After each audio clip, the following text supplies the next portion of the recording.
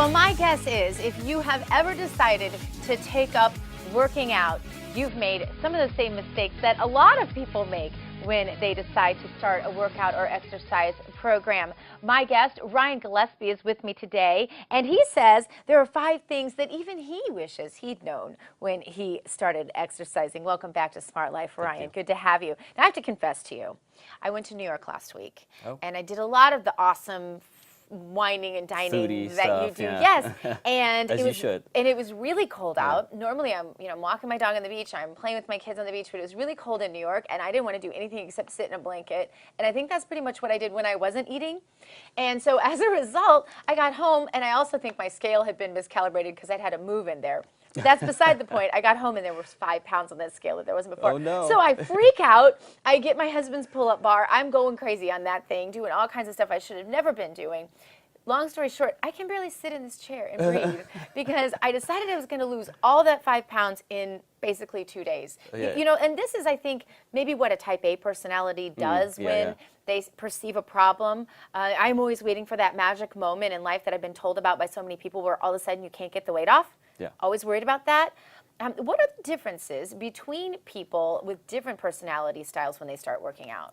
Well, I think there's several approaches that people really take and mental processes that people have when they get involved with exercise. One is that short term, I've got to lose the 5 pounds and I'm going to do by 5 minutes, yeah. Yeah, I'm gonna eat really good and exercise a whole bunch and then I'm going to step on the scale and I'm going to hit my goal weight and the world is good and I can go back to doing what I was doing. It did work, but I also recalibrated my scale. Even after the pull-ups? Like, no, the next day I was like, usually, oh, okay, it's down now. Usually doing something like a pull-up will actually make you gain muscle mass. So that can actually trick you into thinking you're gaining, body fat when you're actually gaining muscle. But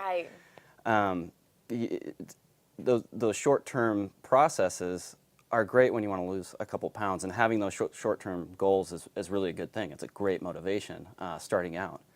But there's that whole, I call it the silver bullet rule, where people are looking for that magic elixir, that magic pill, that magic thing, a quick fix, and really what I try to help people with is get an understanding that there's not really a magic thing out there. There's really, when it comes to exercise, there's one thing, and it's really putting in the time and the effort.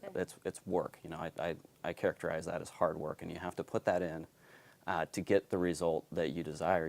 Your result is basically time multiplied by the hard work you put in, and that's what you get. But you make the point too that unlike a lot of other goals, you can say I want to be an NFL player, and you work by little pieces to that end. We talked about that a lot on the show yesterday. You can say I want to be a model, and you lose the weight to that point, and you do whatever you need to do, get healthy to look exactly right to be on camera.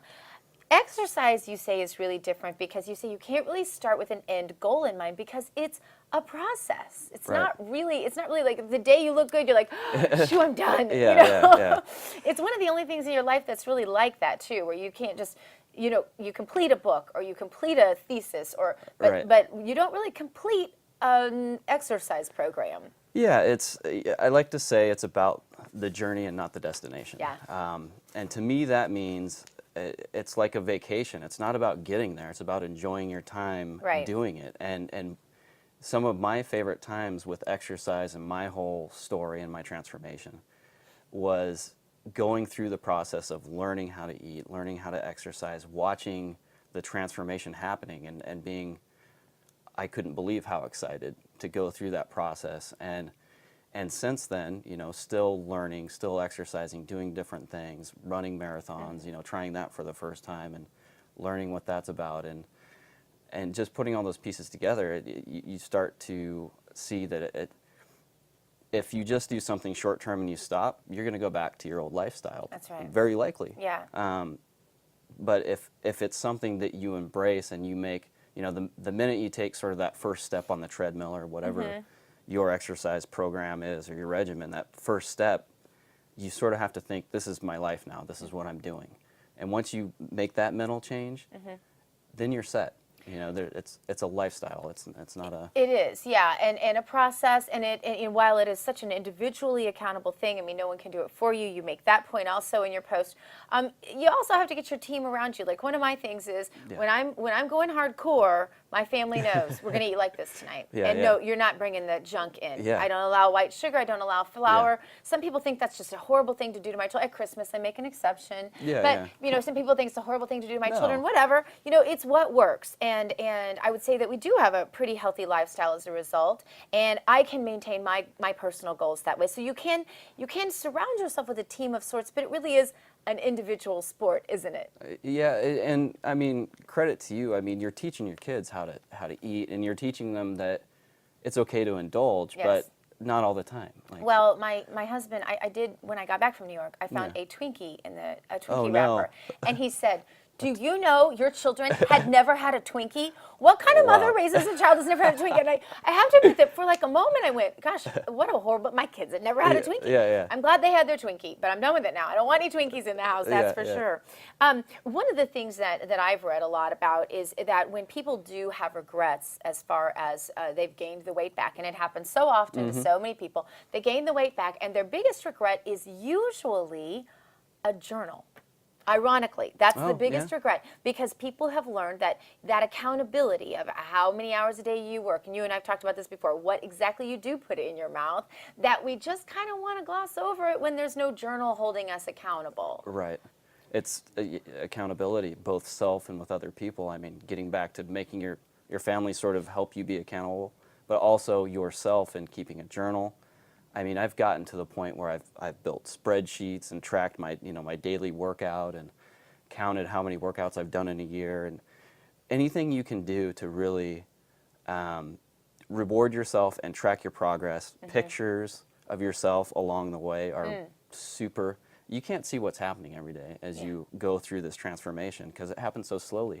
If you have a picture from 30, 60 days ago, you may not know that you may weigh a little less, but then you look at that picture and you see, oh wow, I've gone from this to this. Like, I'm going to keep going. Like, I'm not stopping now.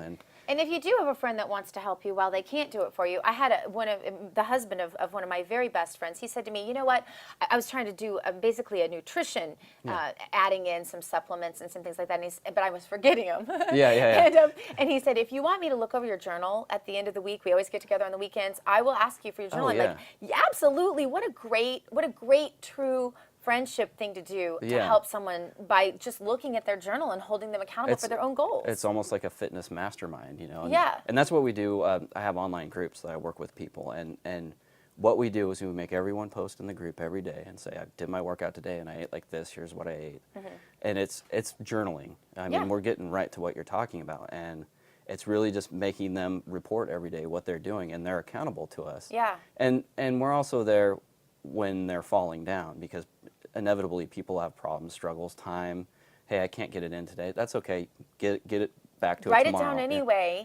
And because then when you can look back and you can say, hey, you know what?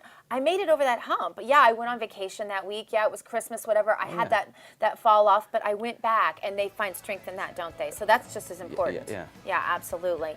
All right, the website is CoachRyanGillespie.com. The article, 5 Things I Wish I Knew When I Started Exercising. Thanks for being with us, Ryan. More about your regrets, the things you wish you would have done differently in your life on Smart Life when we return. Stay with us.